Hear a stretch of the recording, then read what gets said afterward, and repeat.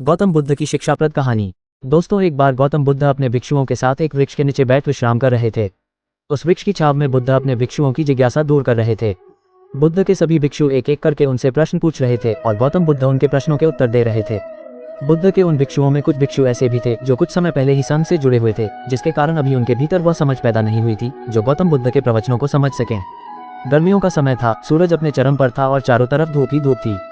लेकिन उस वृक्ष के कारण बुद्ध और उनके सभी भिक्षु आराम से छाव में बैठे हुए थे। इतने में ही गौतम बुद्ध के एक भिक्षु की नज़र एक बूढ़े व्यक्ति पर पड़ती है जो उस वृक्ष के पास से ही गुजर रहा था। वह भिक्षु उस बूढ़े व्यक्ति को देखकर अचानक से ही हंसने लगता है। उस बूढ़े व्यक्ति की उम्र बहुत ज़्यादा हो गई थी, जिसके कारण उसकी कमर मुड़ गई थी।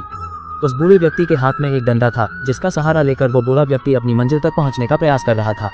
उस बूढ़े व्यक्ति का शरीर केवल हड्डियों का ढांचा मात्र था।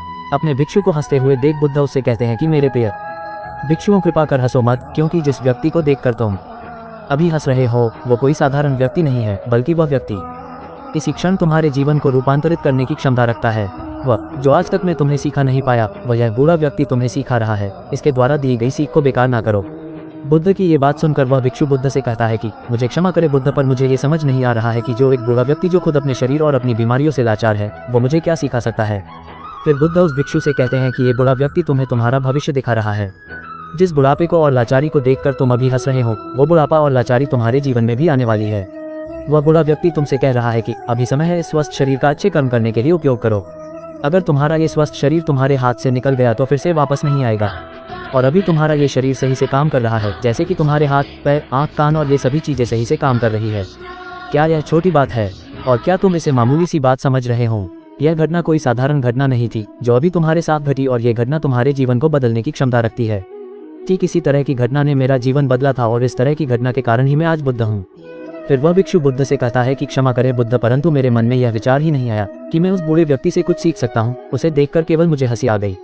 ऐसा इसीलिए हुआ क्योंकि तुम्हें अपने भीतर कहीं ना कहीं लगता है कि जिस स्थिति में आज वो बूढ़ा व्यक्ति है, उस स्थिति में तुम कभी नहीं आओगे। जिस बुढ़ापे का और लाचारी का सामना आज वो बूढ़ा व्यक्ति कर रहा है, तुम्हें लगता है कि उसका सामना तुम कभी नहीं करोगे, इसीलिए तुम उस बूढ़े व्यक्ति को देखकर हंस पाए। तुमने सच्चाई को नजरअंदाज कर दिया। अगर तुम सच्चाई को देख लेते तो चाहकर भी अपने आंखों के आंसुओं को नहीं रोक पाते, परंतु तुमने सत्य को अनदेखा कर दिया और तुम बहुत बड़ी संभावना से चूक गए। बुद्ध की ये बात सुन वो भिक्षु बुद्ध से क्षमा मांगता है और ये निश्चय करता है कि वह अपने स्वास्थ्य का उपयोग अपने अहंकार को बढ़ाने में नहीं बल्कि परम सत्य को पाने में करेगा। दोस्तों, जो लोग इस कहानी को पढ़ रहे हैं, हो सकता है कि आप बड़ी बड़ी समस्याओं में हो या हो सकता है कि आप परेशानियों में हो, लेकिन फिर भी एक बात को हमेशा ध्यान में रखना है कि जब तक आपका स्वास्थ्य ठीक है तब तक आप किसी भी बड़ी से बड़ी समस्या से बाहर आ सकते हैं। दोस्तों, इसीलिए बुद्ध ने कहा है कि हमारा स्वास्थ्य हमारा सबसे बड़ा उपहार है जो हमें इस सृष्टि से मिला हुआ है, इसीलिए इसका उपयोग सही से करें। दोस्तों, आपको यह गौतम बुद्ध की शिक्षाप्रद कहानी कैसी लगी? कृपया हमें कमेंट बॉक्स में कमेंट करके जरूर बताएं। और आपको यह कहानी पसंद आई होगी तो सब्सक्राइब जरूर करें। Love you so much.